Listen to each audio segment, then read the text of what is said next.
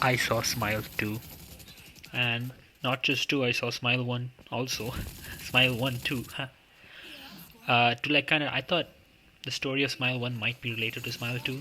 So I saw 1 like 2 days back, and then I saw 2 today, which was a mistake because Smile and then Smile 2 both are like, it's the same story just with like different characters. It's just a different skin, nothing really changes. But I prefer the first movie. Initially, when I was going to talk about this, I thought that I would do like a part 1 for Smile 1 and then a part 2 for like Smile 2. But they're the same movie, so I'm just going to talk about them, relating to each other and stuff like that because, again, they're the same.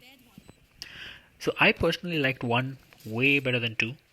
I think that 1 had some elements of psychological horror which was much better showcased than 2. Like in the initial stages where she's kind of being like stalked by the demon, the Dr. Rose. Like, for example, when she was in her office and she looks out the window and you see like a distant figure staring at her, and you can't really tell if it's the patient or not. That was great. Oh my god, I just realized that I did not explain what Smile is. So, Smile is basically there's a demon, it possesses someone, and within 4 days, it'll drive them insane by showing them hallucinations and stuff, by disguising themselves as people who like smile in a very creepy way. And then on the fourth day, they will basically end themselves, and they'll do this in front of another person, and the person who gets traumatized by this, that new witness, will become the next host for this Smile demon. So in the first movie, it's a doctor dealing with a PhD student who's having like a psychotic break, and she, the student, ends herself in front of the doctor, and then the doctor catches it. Now, the first movie had good aspects of psychological horror, like subtle horror, not just like in your face, loud sound or jump scare kind of thing, but more like I said, she looks out a window and she sees like a figure standing at a distance, and you can't tell. You can kind of tell it's that PhD student who's like already dead, but you're not sure. So things like that I really like, at least in the first movie. The first movie, if I had to summarize, the starting was good. It was very slow, very methodical with jump scares in between, but mostly just like I said, psychological stuff. Then its middle part just becomes like a drama TV show where she's fighting with her sister. Doesn't really mean much, and then the ending gets pretty good. Ending has some really good like body horror stuff, especially in that house. She basically isolates herself so that she doesn't pass it on to anyone and tries to like face the demon. But the demon tricks her and she ends up passing it on to someone else. Oh well. But I like the ending like of the first movie way more than the second one, even though they're the exact same, because of the lighting. Now, why is this important? It's because in the first movie they were in like a dark, dingy place under like a lamplight, like a fire lamplight, kerosene lamplight, and that light made the monster, the demon, look very terrifying. Like it looked really good also, and I think it also hid some of the flaws of the CG. Now, in the second movie, the monster comes out in like a well lit concert and a stadium kind of setting, and it looks bad. It looks good from a technical point of view, like technically it looks good, but it looks bad in the sense that it looks like a villain from a Marvel movie. Like it's not horrifying, at least to me. It's more like I said, a Marvel movie. Like the set piece looks like a Marvel movie set piece, and I don't know why they did that because they could have had like strobing lights and stuff. Like even if it's a music concert stadium, they can have strobing lights or like dark themes in that, which could have hid the monsters like features so that it's a bit more obscured and not in your face, so that you can't criticize it as well. But for some reason they didn't do that. So the second movie's ending was, well, it's the same as the first one, but less good is what I would say. Now, let's be real. I'm not a proper critic of a movie, so I'm just gonna try to like talk about what I think. So I'm gonna focus more on the second movie because it's fresh in my memory, and also I think it's pretty funny. I think the second movie is so funny. I like to think that the second movie is just like the average experience of like a Karen. Like, why are Karens so angry? It's because they literally live life like this. That's what I like to think. And in both movies, one of the things I noticed. Oh my god, I'm going on so many tangents. In the first movie, there's A Train. A Train is her husband. I don't know the actor's name. I just know him as A Train from The Boys.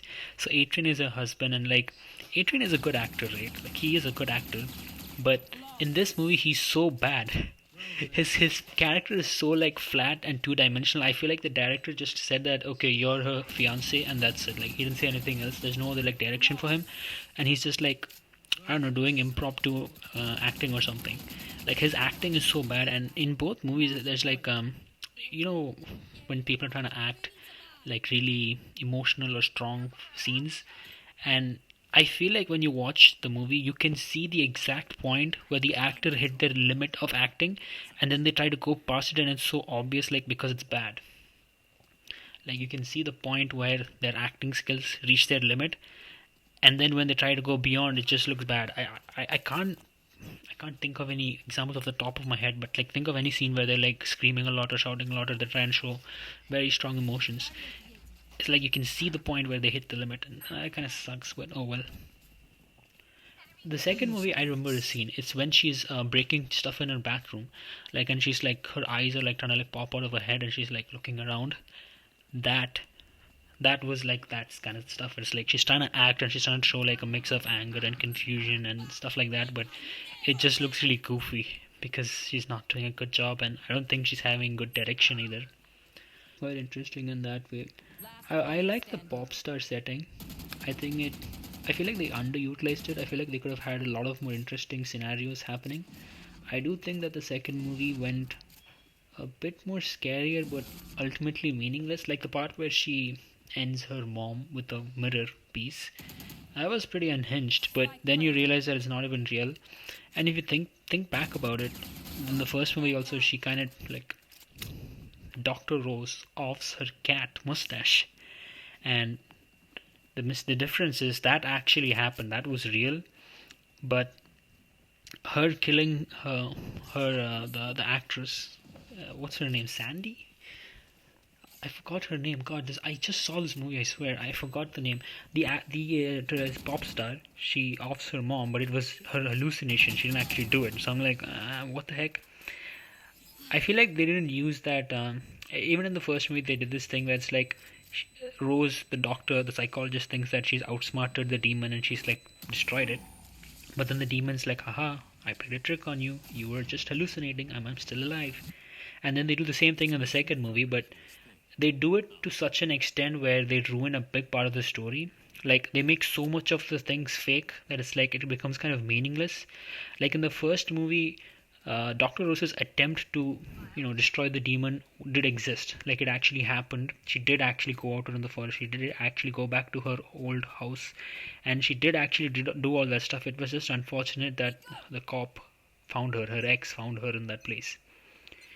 In the second movie, it's like the actress does try to like fight against the demon, but everything she does to fight against the demon is her hallucination. Like she doesn't actually even move an inch against the demon, not even once. Now I guess you could say that the demon is like learning and becoming stronger or something, but from a story point of view that feels really lame. It's like imagine you have like a final battle scene in an action movie, and then they tell you that that entire action sequence was like a dream, or like some wishful thinking. That's lame. I didn't like that. The second movie also felt more like a cash grab, but it's like not a cash grab, but it's like milking a franchise, is what I was trying to say. Because the first movie, I felt like there was a lot of creativity. Like I said, the psychological horror aspects, the psychological horror scenes were actually really good when they happened, but then the movie kind of devolved into just jump scares. But the second movie was just jump scare, jump scare, jump scare, jump scare, another jump scare, another jump scare, another jump scare, and then a plot twist, and then jump scare. There was no real room for psychological horror. There was no real room where it felt like things are slowly encircling her or something. It was just constantly showing like creepy or scary things and being like, oh, look at how scary this is. There was no real aspect of psychological horror, which sucks, because I thought, to be honest, okay, I'll be honest with you. When I went to see this movie, I expected this to happen. Like I knew that the second movie is going to be worse than the first movie, and I knew that the second movie will be more jump scare than the first movie, because I guess that's what sells in the theaters or whatever.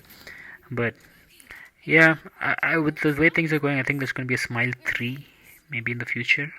But I hope if it does happen, that some of the psychological horror stuff, the slow paced kind of not non jump scare stuff will be there more rather than just the second one. So that's my thoughts on this movie. I know it's not the most elaborate. To be honest, I don't even remember the movie, even though I just I just saw it. I just saw it like what 4 hours ago. I just saw it 4 hours ago. I just saw it 4 hours ago. I came home. I slept. I played Valorant. I started talking about this. I don't remember it. So that's how good it is. Uh, so to rate the movie, what do I rate the movie? I think the movie is a mustache out of 10. Anyways, it's fun to watch with friends, and it is kind of funny if you look at her acting, how goofy she gets with her screaming and crying. But yeah, that's all for me now.